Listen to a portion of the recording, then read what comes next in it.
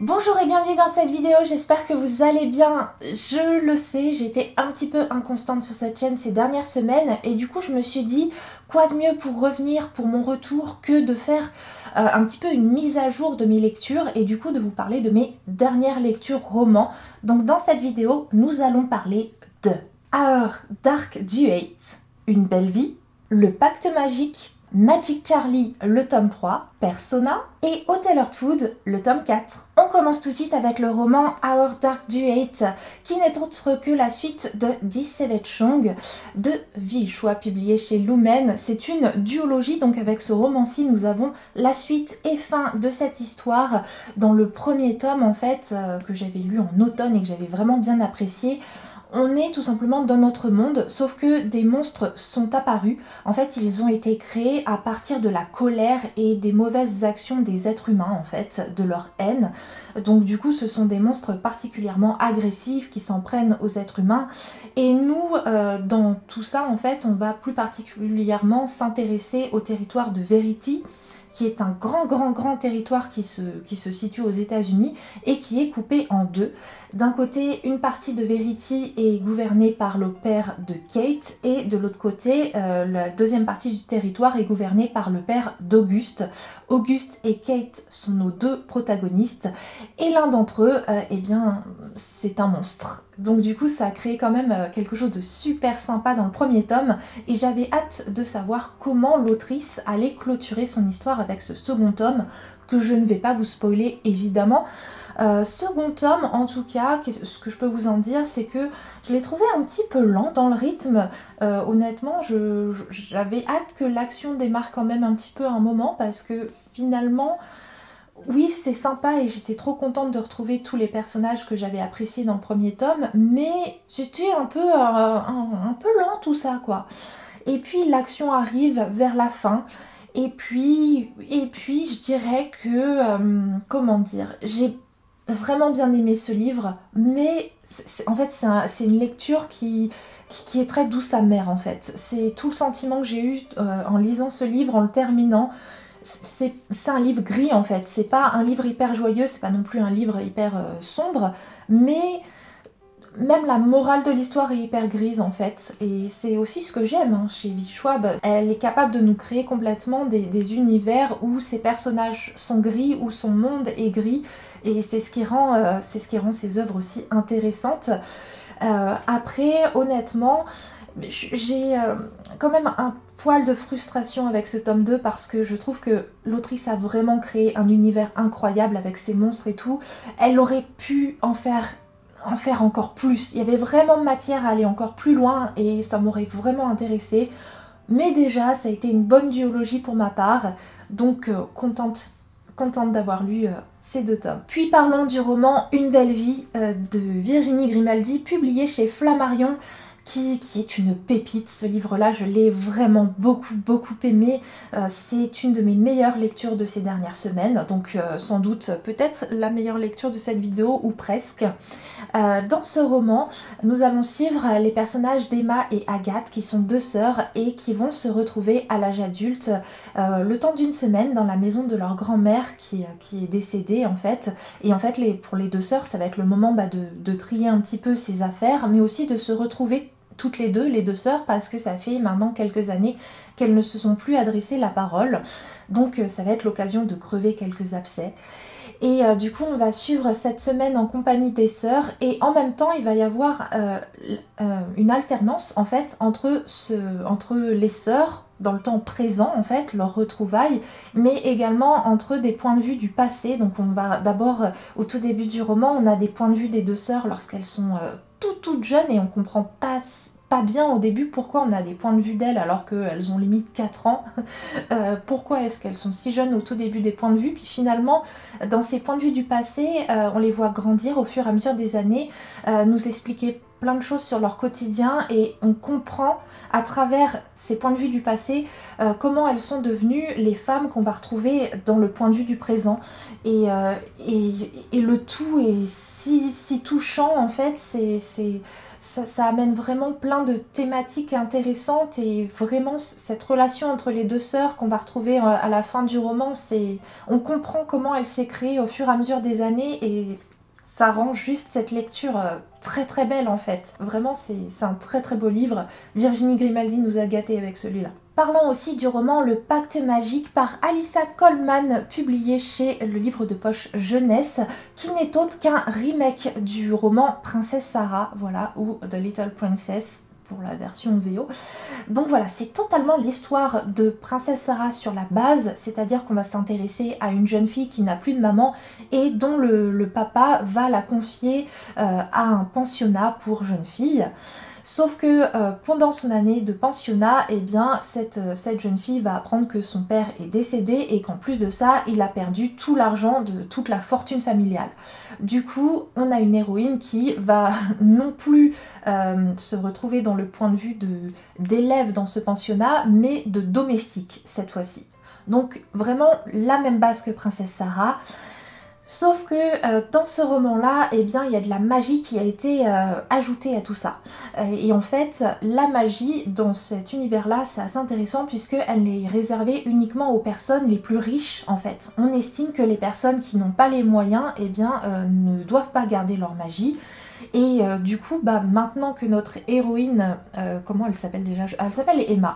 Maintenant que Emma est passée dans le stade de domestique, qu'elle n'est plus élève dans ce pensionnat, qu'elle ne fait plus partie de l'élite en termes de conditions sociales, eh bien, on estime qu'elle doit abandonner sa magie. Et du coup, c'est vraiment hyper intéressant parce que au-delà de cette histoire de Princesse Sarah qui déjà de base, moi, me plaît beaucoup, on a ce côté où tu as le droit de te servir de ta magie uniquement selon ton contexte social, ta condition sociale. Si tu es riche, tu peux. Si tu n'as pas les moyens, tu dois abandonner ta magie. Et forcément, dans cet univers, ça crée aussi des rébellions. Et franchement, le tout est hyper sympa.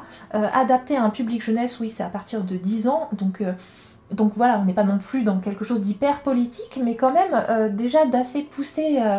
pour un roman jeunesse, donc moi franchement je me suis régalée à ses côtés. Si jamais vous aimez comme moi l'histoire de Princesse Sarah, je pense que c'est un petit livre aussi qui peut vous plaire. Parlons maintenant du tome 3 de la saga Magic Charlie qui est Justice soit faite par Audrey Alouette, publié chez Gallimard Jeunesse. Alors rassurez-vous, je ne vais pas vous spoiler les tomes précédents, je vais juste vous faire un petit résumé assez rapide, notamment du début du tome 1.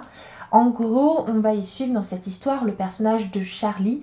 Charlie, c'est un jeune homme qui va découvrir que c'est un magicien, qu'il est capable de faire appel à la magie et il va falloir qu'il apprenne très très vite à s'en servir parce que on vient de voler les souvenirs de sa grand-mère en fait. Donc dans ce premier tome, eh bien, il va découvrir tout un monde magique qu'il ne connaissait pas et il va tout faire pour très vite s'approprier les codes de ce monde magique pour pouvoir aider sa grand-mère du mieux possible. Et franchement, c'est une saga. Enfin voilà, ce tome 3 clôture une trilogie merveilleuse. Maintenant que j'ai lu ce tome 3, je peux vous dire que pour moi, c'est une des meilleures sagas jeunesse de ces dernières années. Oui. Parce qu'il y a tout en fait dans cette saga, il y a cet aspect magie qu'on aime beaucoup, il y a la plume de l'autrice Audrey Alouette, voilà quoi, elle a juste un talent de fou et elle a une imagination aussi de dingue parce que pour son monde magique, elle a créé plein de choses qu'on voit pas partout en fait. On sent vraiment qu'elle a tout un côté créatif. Dans ce tome 3 en plus, on a vraiment des notions assez intéressantes qui ont été ajoutées, notamment celle du consentement. Alors oui, c'est une saga jeunesse, rassurez-vous, donc c'est assez adapté à cet univers-là, hein, mais ouais, du coup c'est hyper intéressant d'avoir des notions comme ça apportées dans un livre jeunesse pour un public qui est assez jeune. Vraiment trop bien cette saga, hein. Vraiment voilà, vous aimez la magie, vous aimez les univers créatifs et tout, foncez, lisez Magic Charlie. En plus maintenant que les 3 tomes sont sortis, vous n'avez plus d'excuses quoi. Voilà, vous n'avez plus d'attente, vous pouvez tous les enchaîner les uns à la suite des autres, alors que nous on a dû attendre à chaque fois 2 ou 3 ans entre chaque tome, donc ça suffit maintenant, lisez Magic Charlie. Passons maintenant au roman Persona de Yelena, publié chez Hachette Roman, qui est donc un livre de fantaisie. Dans cet univers, en fait, chaque personne à sa naissance a été touchée par la lumière et certains, une faible proportion de la population ont été que très faiblement touchés par la lumière. Du coup, ce sont des êtres qui sont nés sans émotion, des êtres qui sont vus comme des sous-êtres finalement par la société. Et d'un autre côté, on a aussi un très faible pourcentage de personnes qui ont été énormément touchées par la lumière, et du coup ces personnes ont développé un don magique, un don particulier. Sauf que ces personnes-là sont très très mal vues par la société, ce qui fait que dès qu'ils sont enfants, ils sont généralement regroupés dans des sortes de pensionnats où ils sont entre eux, ils vivent entre eux, et où les autres personnes de la société peuvent venir louer leurs services. Donc du coup, on va les payer pour effectuer des missions. Sauf que à l'âge de 18 ans, en fait, ces personnes qui ont des pouvoirs, en fait, eh bien, elles vont devoir faire un choix. Soit ils ou elles se marient, et dans ce cas-là, ils font abstraction de leur pouvoir, voilà, ils n'ont plus de pouvoir à partir de leur mariage. Soit ils ou elles refusent le mariage, et dans ce cas-là, eh bien, ils vont devoir travailler pour le culte en gros, sauf que c'est un choix que Andrea, notre personnage principal qui a 17 ans, n'a pas du tout envie de faire. Et justement, Andrea et 2 de ses amis, on va faire appel à eux pour une mission bien particulière. Ils ont encore tous 17 ans, donc ils ont encore tous leurs dons. On les emploie pour faire donc cette mission qui n'est autre que kidnapper le fiancé de la princesse. Voilà, donc voilà un petit peu la base de cette histoire, et écoutez, ma foi, ce roman, je suis limite un peu triste parce que je l'ai lu vraiment à un mauvais moment, parce que j'étais en pleine panne de lecture, et du coup je pense que si je l'avais lu dans un autre contexte, la lecture aurait été beaucoup plus fluide, parce que c'est vrai que du coup c'est un premier tome d'un univers qui, comme vous pouvez le deviner avec un résumé comme ça, est assez dense. Il y a plein de choses à découvrir, à connaître, à comprendre, et c'est vrai que du coup, ce premier tome est assez introductif sur les 3 quarts, sur les 3 premiers quarts du roman. Et moi j'étais dans ma période panne de lecture, et du coup j'avais vraiment du mal à avancer. Je l'ai vraiment fait traîner ce roman, alors que franchement il me plaisait vraiment beaucoup parce que l'univers est incroyable en fait. Vraiment vraiment trop chouette. C'est un univers finalement qui est similaire sur certains points au Grisha en fait, puisque chaque personnage de ce livre enfin ceux qu'on suit en tout cas, ils ont un don. Nous par exemple, Andrea, notre personnage principal, c'est un persona, du coup il peut créer des masques, et quand il les enfile, et ça lui fait tout un autre visage, un autre corps. Vous voyez un petit peu genre Arya dans Game of Thrones, voilà, c'est de cet acabit là, et c'est trop bien en fait.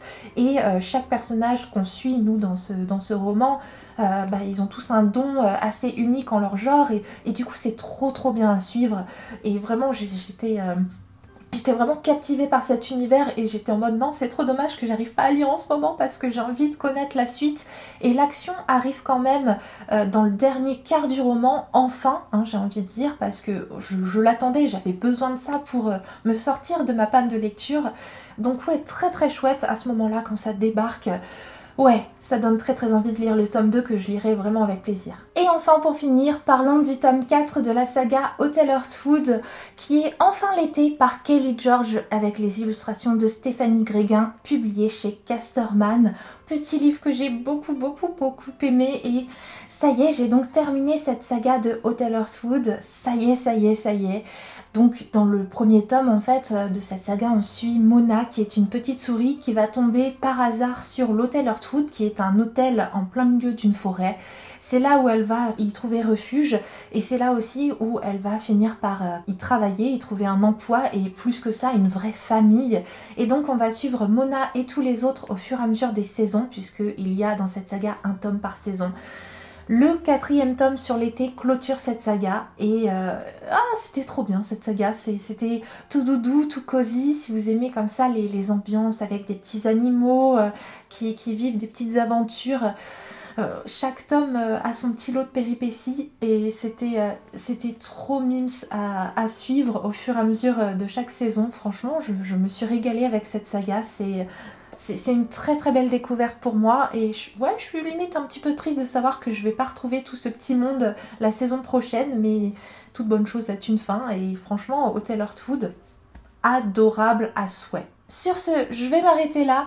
Écoutez, je pense qu'on va se retrouver prochainement, si le cœur vous en dit, dans des futurs vlogs tourner autour de mes lectures, hein, voilà.